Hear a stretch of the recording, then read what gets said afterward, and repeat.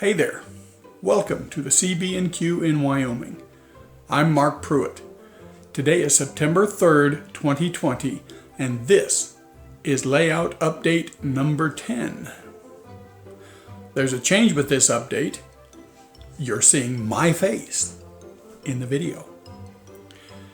I've got a couple of comments from people who have said that my videos lack a little bit of a personal touch. So for 45 seconds or so at the beginning of each video from now on, you're going to see me. Careful what you wish for. We'll try that for a while and see how it goes. If it doesn't work out, or if I just get tired of doing this, we'll go back to the old format. So that's it for the intro. Let's take a look at what happened on the layout this past month. After a rather slow start the first week of the month, August got very busy. I started off by installing what I think will be the last overhead light in the train room. Things really spun up from there. In early August, I ordered a roll of 3mm cork from Menards. That's the same thickness as the Midwest Products N-scale road bed and sheet. Since that's what I use for my industrial sidings and whatnot, I bought the big roll because it would be much cheaper to cut my own than to buy the Midwest Products materials. The roll arrived August 11th, and I was ready to roll. Sorry about that. Within a few days, during which I cleaned off the Casper benchwork in preparation for laying cork sheets in the industrial areas, as well as working on the basement on the other side of the stairs, I set up my new roadbed factory. The 4-foot metal ruler makes it easy to cut cork strips of any width. I wasted no time cutting sheets for the icing platform and tracks. The next day, August 16th, I made something of a left turn and started working on the Chicago and Northwestern line between Riverton and Hudson, which runs above Casper.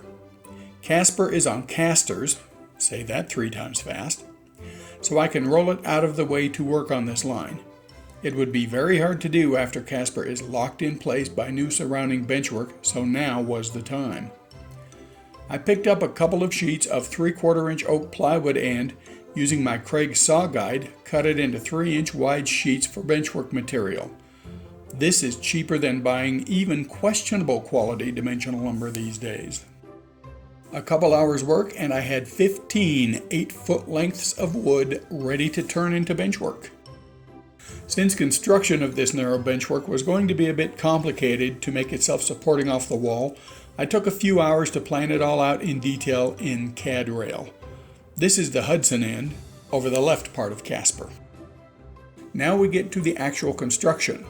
Since the back sections were going up against a newly finished wall, I needed to pre-build sub-assemblies before I could install them. Except at the windows, there would be no access to the back of the stringer that's flush with the wall. At the windows, I would have access from the back to splice the sub-assemblies together, so I started by splicing 2 stringers together to give me a 16-foot sub-assembly. The entire shelf is only 5 inches wide, meaning that 2x4 pieces made perfect cross members. All I had to do was cut them to the appropriate height, 3 inches, and add them to the sub-assembly. Then I added 2 8-foot stringers to the front, slightly offset lengthwise from the back stringers. Here's the first sub-assembly sitting on the back edge of Casper. Now I had to mount the sub-assembly to the wall. Since I was working alone, I clamped the sub-assembly to a couple of temporary legs and then adjusted it up and down as needed to fine-tune its vertical position. Last step was to find wall studs and attach it using long screws. Here's how that first section looked after being permanently mounted. This only took 1 day to do. It's now August 17th. The next day, I repeated the entire process for the second sub-assembly. I only installed 1 stringer on the front of this one because that brought me to the end of Casper, where the upper deck widens out for the town of Riverton. That's the part close to the camera on the right. Even though I didn't show it here, I had detailed plans for the Riverton end of the bench, just like the one you saw for the Hudson end. On the 19th, I cut and installed the sub-road bed for the line. Then I added benchwork for the narrow part of the bump out for Riverton. No, it's not sagging, even though it kind of looks like it in the picture. From the part that you see back towards the camera, it widens out further to about 2 feet. The wider section will be built at some point in the future. After a couple days off to work on the other side of the basement again, it was time for the backdrop.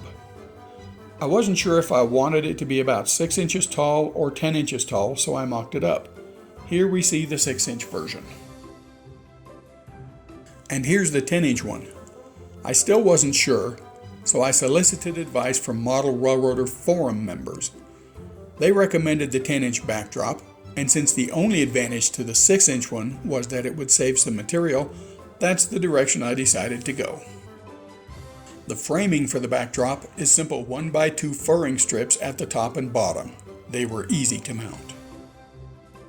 By the end of the day on the 23rd, I had the first 2 sections of backdrop installed. I use 080 styrene cut from 4x8 foot sheets of the stuff for my backdrops. At the section ends, I add a splice plate of the same styrene at the back and butt the sections together. Here's an excerpt from a short video I made showing how I install the backdrop. The full version can be found in the CB&Q V5 video clips playlist on my YouTube channel. I'll put a link in the description.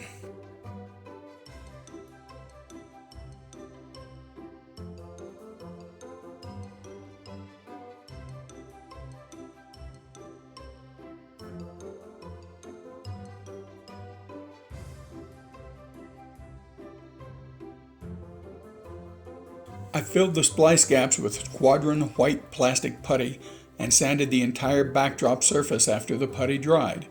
I then wiped the backdrop clean with a wet rag. On August 25th, I painted it. Have you ever noticed the vertical waviness in a lot of prototype track? Look just beyond the bridge in this photo of the BNSF tracks about 10 miles west of Casper, Wyoming. Well, I wanted to capture that look on my Chicago Northwestern line, so I used scrap pieces of my backdrop material to create high points, then added some thinner sheets of evergreen styrene to provide steps up to the 80 thou thickness above the sub-road bed. These were attached to the sub-road bed with DAP 230 caulk. It was finally time for road bed. I installed Midwest Products HO road bed using a combination of caulk on the plastic strips and wood glue on the plywood. I could have just as well used only caulk, but I didn't think about that until afterwards. By the 27th, I had the entire length of road bed down. Now comes track. On the 28th, I laid the first 3 sections of Microengineering Code 70 track. Here's my soda can train. Well, there is one bush can of beer in there. Weighing down the track until the caulk dries. The last sections of track went in on the 29th, and I placed a train on the track to get an idea of how it would look. Time for wiring. The layout branch lines, including this line and the Cody branch, will be on separate buses so they can be powered by a booster. So I ran new bus lines between the stringers on the underside of the road bed. Installing this terminal strip for feeders and bus wire connections was a bit of a challenge because of the tight quarters, but I made it, and the line over Casper, though it goes from nowhere to nowhere right now, is fully powered. Then I ran a short test train down the track a few times to make sure everything was okay.